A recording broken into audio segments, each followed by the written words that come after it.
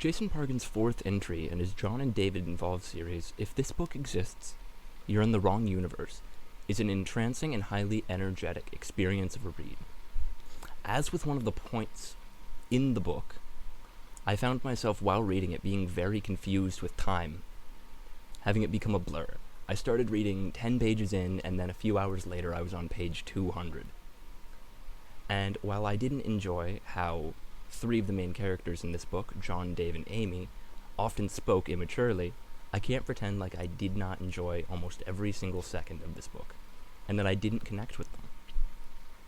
That same flaw that I just pointed out is also a major draw for me in this story.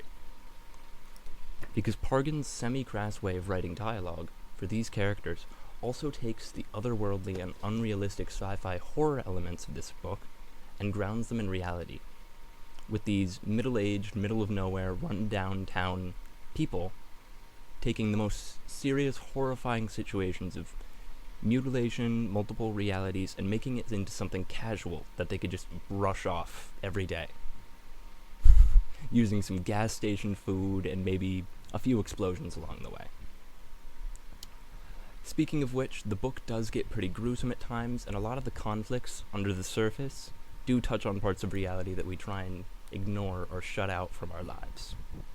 Some of the major themes and topics that are covered in this include generational trauma, poverty, drugs, disability, dread, greed, the occult, all sorts of other things, murder, mutilation, music, possession. And if those are things that appeal to you, I would definitely recommend picking up this book at a library first, just to see if you like it, which you will, and then at a bookstore. It's around 423 pages, took me less than a week, around 5 days to finish, and I would happily recommend this to anyone. To close this out, I'm just gonna give off some of my favorite lines in this book. I'll have to pull up a piece of paper here. She seemed like the type who'd never describe her own life as easy, but only because she didn't know what a hard one looked like. That was my favorite one. I'm gonna give a spoiler warning, I almost forgot to. Cat Bus from Totoro. Yummy thank you, mommy. I love you. Amy, yelling to be heard, said, "Where are the teeth?" Jeremy has left the chat. Where did you get your license? The clown college? And probably my favorites coming up here. The creature recoiled as if it had tasted something unexpected and toxic, like if you bit into what you thought was a chocolate chip cookie, only to find out it was oatmeal raisin.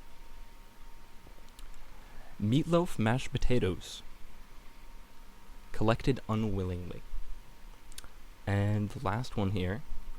The psychological impact of someone barging into your bathroom to demand a meeting while you're struggling with a stubborn poop, which was used to describe a FaceTime call between characters. That's it. Read books. Have fun. I don't know. Bye.